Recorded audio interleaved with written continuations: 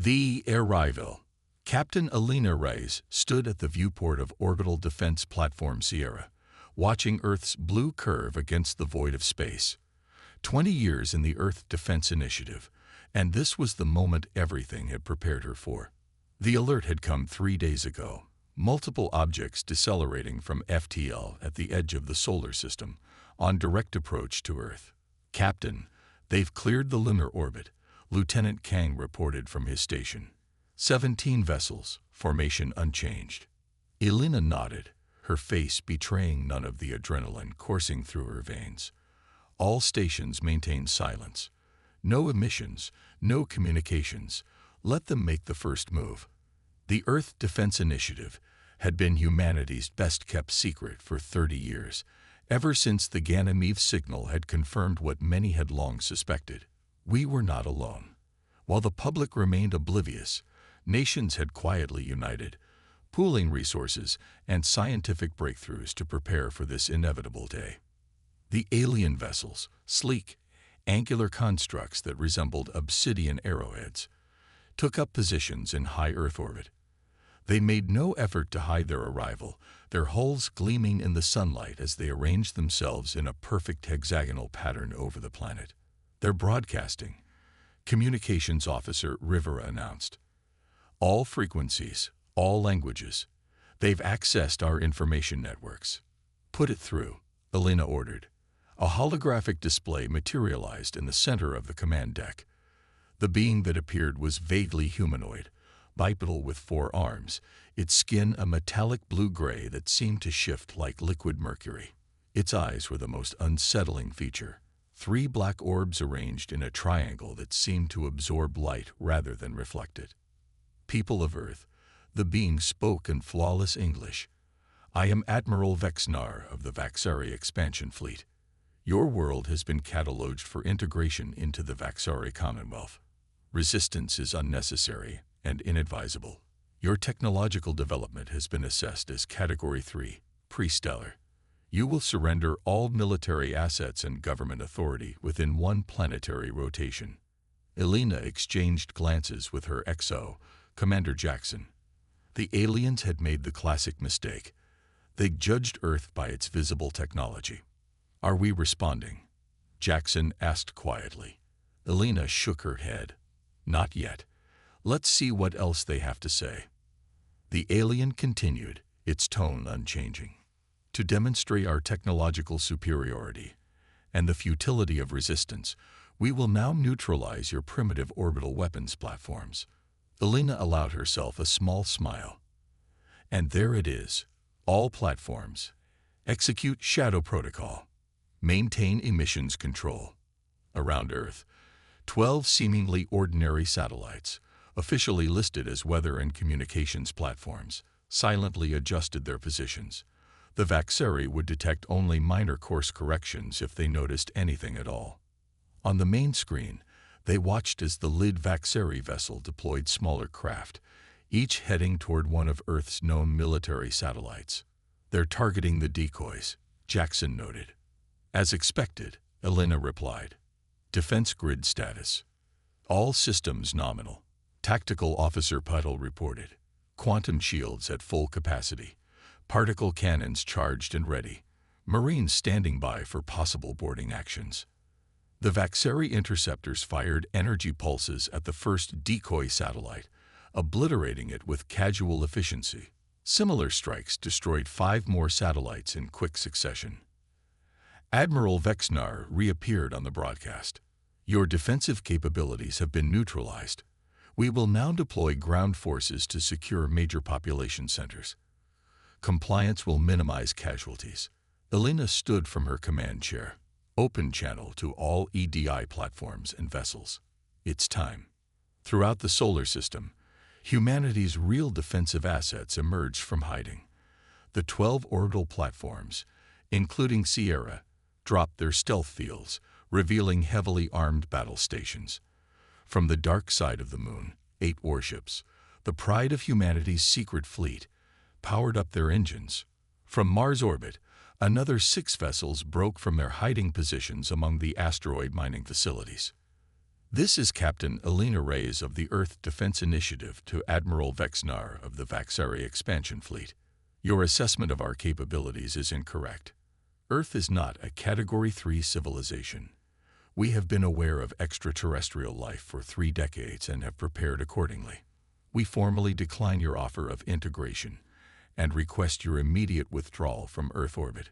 The command deck fell silent as they waited for a response.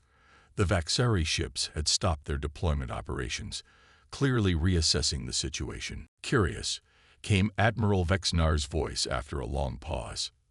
You have hidden your true technological level. This is unexpected. Nevertheless, your resistance remains futile. The Vaxari Commonwealth spans 200 star systems. Your deception merely upgrades your threat assessment.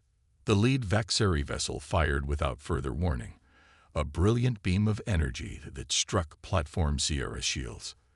The entire station shuddered, but the quantum barrier held. Shields at 92% and regenerating, Paddle reported.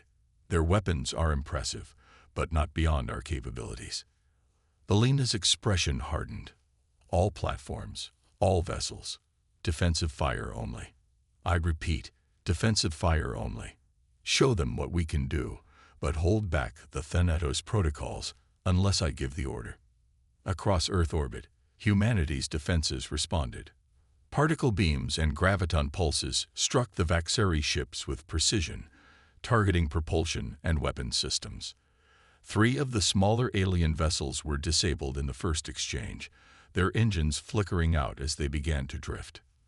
They're regrouping, Jackson observed as the Vaxari ships tightened their formation.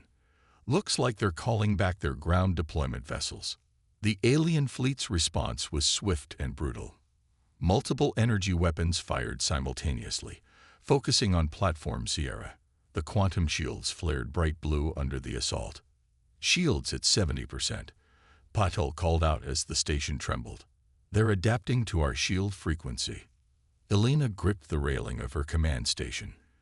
This is why we train. Modulate shield harmonics. Execute Fibonacci sequence. The shields flickered momentarily before stabilizing, the energy attacks now dissipating more effectively across the barrier. Captain, we're receiving transmissions from multiple Vaxari vessels, Rivera reported. Internal communications. They're surprised and concerned. Our translation matrix is processing, but the general tone suggests they're calling for reinforcements. As expected, Alina replied. Their experience with other species has made them overconfident. Tactical, target their communication arrays. Non-destructive strikes only. I want to slow their ability to call for help without destroying their ships. Earth's warships moved with precision, executing a coordinated attack that disabled the communication systems on 5 Vaxari vessels. The alien fleet's formation began to break as they adjusted to this unexpected level of resistance. Captain, we're receiving a transmission from the Vaxari flagship, Rivera announced. The holographic display showed Admiral Vexnar again, but the alien's composure had noticeably changed. The liquid metal skin rippled with what Alina interpreted as agitation. You have concealed your true nature, Vexnar stated. This violation of interstellar protocols will be reported to the Commonwealth Council. Cease your attack immediately. Alina almost laughed at the absurdity.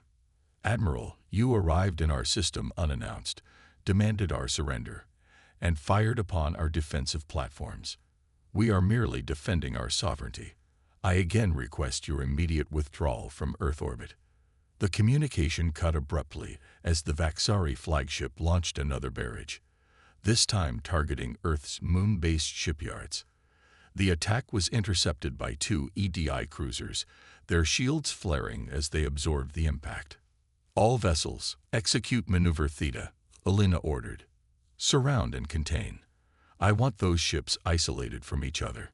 Earth's fleet moved with practiced precision, separating the Vaxari vessels and disrupting their coordinated attack patterns. What had begun as a simple subjugation mission for the aliens had transformed into a tactical nightmare. Multiple energy spikes from the Vaxari flagship, Patel warned. They're charging something big. All platforms, focus shields on projected target. Alina commanded. Fleet vessels, maintain position, but prepare to intercept. The Vaxari flagship's forward section began to glow with accumulated energy, a blinding white light that seemed to distort the space around it. Unknown weapon charging, Paddle reported, tension evident in his voice. Energy readings off the scale. Target appears to be Beijing. Alina's jaw tightened. Intercept that beam at all costs. Authorization Thanatos Alpha for Beijing defensive grid. As the Vaxari weapon discharged, a column of white energy that cut through space toward Earth, multiple systems responded simultaneously. 2 EDI cruisers moved directly into the beam's path, their shields absorbing tremendous energy. From Earth's surface, previously hidden defensive installations fired counterbeams, disrupting the attack before it could reach the atmosphere. The bridge of Platform Sierra shook violently as the energy discharge created a shockwave through nearby space. Damage report, Alina called out, pulling herself back to her station. Cruiser's Sentinel and Defiant reporting shield failures, but structural integrity holding. Jackson replied. Beijing ground defenses intact. Minimal atmospheric penetration from the enemy weapon. The view screens showed the Vaxari fleet in disarray. Their primary weapon had failed to penetrate Earth's defenses, and several of their ships were now disabled, drifting in orbit. Captain, Rivera called out, we're receiving a direct transmission from Admiral Vexnar. Audio only. Put it through, Alina ordered. This outcome was unforeseen. Vexnar's voice held a new tone. Caution, perhaps even respect. The Commonwealth's assessment of your species was clearly flawed. I propose a temporary cessation of hostilities to prevent further damage to our respective assets. Alina looked around the command deck, meeting the eyes of her officers before responding. We accept your proposal, Admiral. But understand this. Earth is not available for integration. We are prepared to discuss peaceful relations with the Vaxari Commonwealth as equals, not subjects. The silence that followed stretched uncomfortably before Vexnar responded. Acknowledged, Captain Rice. Perhaps there is more to learn about your species than our surveys indicated. I will confer with my commanders. As the transmission ended, Alina allowed herself a moment of relief. The first phase of contact had gone neither as peacefully as hoped nor as catastrophically as feared. Humanity had stood its ground. All platforms, maintain defensive posture, she ordered. This isn't over yet. The CUNT-ORATAC. 3 hours after the initial confrontation, the Vaxari fleet had withdrawn to a higher orbit, maintaining a defensive formation while conducting repairs to their damaged vessels. On Platform Sierra, Captain Alina Rice convened an emergency meeting with the highest-ranking EDI officials available via secure quantum communication. Their first assault failed, but don't be fooled, General Wei of the Asian Defense Collective stated, his holographic image flickering slightly. Our intel suggests the Vaxari fleet we're facing is merely an expeditionary force. If they call for reinforcements, we could face something far beyond our current capabilities. Dr. Sophia Kshan, head of EDI's research division, nodded in agreement. The energy weapon they deployed against Beijing was unlike anything we've encountered in our simulations. Our shields held, but barely. Another few seconds of sustained fire would have breached our defenses. What's your assessment of their technology level, Doctor? Alina asked. Mixed, Dr. Kshan replied, manipulating data on her end that appeared as holographic displays for all participants. Their FTL drive is approximately 2 generations beyond our prototype systems. Their energy weapons are superior to ours in raw power, though less precise. However, she emphasized, their shield technology appears less advanced than our quantum barrier system. So we have advantages, Alina noted. Conditional advantages, Dr. Kshan cautioned. Our edge comes from 30 years of focused preparation and several technological breakthroughs that were, frankly, unexpected windfalls from the Ganymede signal data. If the Vaxeri bring their full technological capabilities to bear, that gap could close quickly. Admiral Okonkwo of the African Union spoke up. The question remains, do we press our advantage now, while they're surprised and damaged? Or do we attempt diplomatic resolution? Elena studied the tactical display, showing the positions of both fleets. Dr. Chung, how long would it take for Vaxeri reinforcements to arrive if called? Based on their observed FTL capabilities and assuming they have nearby outposts, anywhere from 3 days to 2 weeks. The discussion was interrupted by an urgent alert. Lieutenant Kang's voice came through the communication system. Captain, the Vaxeri are launching multiple small craft. They're not approaching Earth. They appear to be deploying some kind of satellites around their fleet perimeter. Elena exchanged concerned glances with the other leaders. Dr. Chung. Analysis. The scientist was already examining the incoming data. Energy signatures suggest defensive systems. They're creating a perimeter network, possibly for early warning or enhanced shields. But there's something else. She frowned, focusing on particular readings. These devices are emitting quantum field distortions. They could be attempting to counter our shield technology. We need more information, Elena decided. Admiral Okonkwo, can your stealth vessels move in for closer observation without detection? The Admiral nodded. Shadow Team is already on standby.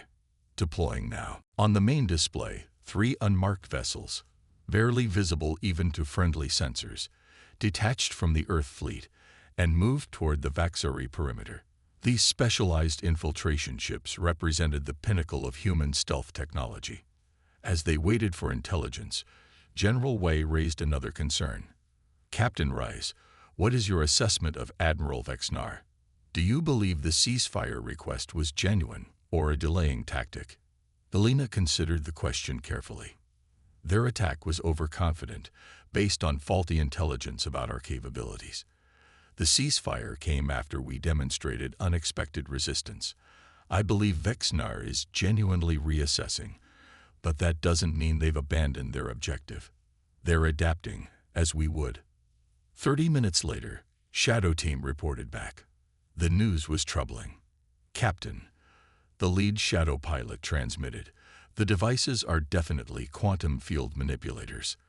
They appear designed to create localized disruptions that would destabilize our shield harmonics. Additionally, the Vaxeri ships are reconfiguring their weapons arrays. The energy signatures suggest they're attempting to match our shield frequencies. Dr. Chung's expression darkened. They're fast learners. Given enough time, they could develop countermeasures to our primary defensive advantage. Then we don't give them that time, Elena decided. All EDI commanders, prepare for coordinated offensive action. Our objective is to disable, not destroy. Target propulsion, weapons, and these new quantum disruptors first. As the Earth fleet prepared to move, another alert sounded. Lieutenant Kang's voice was tense. Captain, we're detecting massive energy buildup across the Vaxeri fleet. Multiple weapons charging simultaneously. The tactical display updated, showing energy concentrations forming on all operational Vaxeri vessels. They're not waiting for reinforcements. Admiral Okonkwo observed grimly. They're committing to all-out assault. Elena's decision was immediate. All platforms, all vessels. Execute Thanatos Protocol Beta. Authorization Reyes Echo Delta 9 to 73. Defensive fire unrestricted. Throughout Earth orbit, hidden weapon systems activated. The quantum shields on EDI platforms and vessels reconfigured, transitioning from purely defensive to offensive capabilities, a technology the aliens had yet to witness. Shield inversion ready, Patel announced. Quantum mirror systems online. Execute, Elena ordered. As the Vaxeri fleet unleashed their coordinated barrage, multiple energy beams converging toward Earth's defensive platforms, humanity revealed its most closely guarded technological secret. The quantum shields didn't just absorb the incoming attacks, they redirected them, sending the energy back at the Vaxeri vessels with amplified force. The effect was devastating. 7 Vaxeri ships suffered immediate critical damage, their own weapons' energy reflected back at them in concentrated form. The others broke formation, their coordinated attack disintegrating into chaos. All vessels, advance and disable, Elena commanded. Target their propulsion systems. Earth's fleet moved with precision, engaging the disoriented alien vessels. What had been intended as a crushing blow against humanity had instead become a strategic disaster for the Vaxeri. "Captain," Rivera called out, "we're receiving an emergency transmission from Admiral Vexnar." The holographic display showed the alien commander. The liquid metal skin now appeared dull, and one of its 3 eyes had darkened completely. "This technology," Vexnar's voice wavered, "it cannot exist. No Category 3 civilization has ever developed quantum inversion fields. It violates all known development patterns." Elena stood tall, facing the alien with steady resolve. "Your categorization system failed you, Admiral. We are not what you expected, and we never will be. Your fleet is disabled. Your position is untenable. Stand down completely, or we will be forced to continue until no threat remains." The alien was silent for a long moment before responding. "The Commonwealth has encountered 117 distinct species, Captain Reyes. None have ever repelled a full expansion fleet. I request terms for withdrawal. Abandon your weapons platforms. Recall all deployed vessels. Depart our solar system on a direct course that we will provide. Any deviation will be considered hostile action. And finally, you will carry a message to your Commonwealth. Earth is not available for integration, now or ever. We are open to peaceful contact as equals, but we will meet any aggression with overwhelming force." Vexinar's skin rippled in what might have been resignation. "Your terms are accepted. But understand, Captain, the Commonwealth will not ignore this encounter. You have revealed capabilities that will draw attention far beyond my fleet." "We're counting on it," Elena replied evenly. "Perhaps it's time for the Commonwealth to reconsider its approach to lesser civilizations." The next 12 hours were tense as the Vaxeri fleet carefully followed Earth's instructions, abandoning their defensive platforms and preparing for departure. EDI vessels maintained constant surveillance, weapons ready. In the command center of Platform Sierra, Elena received a private transmission from General Wei. "Impressive performance, Captain," the general said. "But our victory comes with consequences. We've revealed far more of our technological capabilities than planned. The secrecy we've maintained for 30 years is compromised." "It was always going to happen someday, General," Elena replied. "Better on our terms than theirs." "True enough. The United Earth Council is convening an emergency session to discuss next steps. Your presence is requested once the Vaxari have departed the system." As the last alien ship disappeared into FTL, following the exact course provided by Earth navigation systems, Elena allowed herself a moment of reflection. Humanity had survived its first real extraterrestrial encounter, not through luck but through foresight, preparation, and unity. Dr. Xiong joined her at the viewport, watching the space where the alien fleet had been. "You know they'll be back, eventually. Maybe not the Vaxari, but someone. We've just announced our presence to the galactic community in the most dramatic way possible." Elena nodded, "which is why our work is only beginning. The Ganymede signal warned us this day would come. What we didn't know then was whether we'd be ready." "And now?" Xiong asked. "Now we know we can defend ourselves," Elena said, turning from the viewport to face the command deck. "But more importantly, we know what's waiting for us out there. A galaxy that operates on power and categorization, that dismisses emerging civilizations as resources to be exploited." She gestured toward Earth, beautiful and blue below them. "Our path forward is clear. We continue to advance, to build, to prepare. Not just to defend this world, but to ensure that when humanity finally steps beyond our solar system, we do so as equals to any species we encounter, and as protectors to those who cannot yet protect themselves." Dr. Xiong smiled slightly. "From defended to defenders. The Vaxari won't know what hit them. Neither will the galaxy, Alina agreed, turning back to her duties. Humanity's first contact may have gone wrong by conventional standards, but it had revealed something crucial. In a cosmos filled with predatory empires and Commonwealth assimilators, perhaps Earth's unique path of hidden advancement was exactly what the galaxy needed. As the Vaxari fleet limped home with news of their unprecedented defeat, one thing was certain: humanity would never again be underestimated by the stars.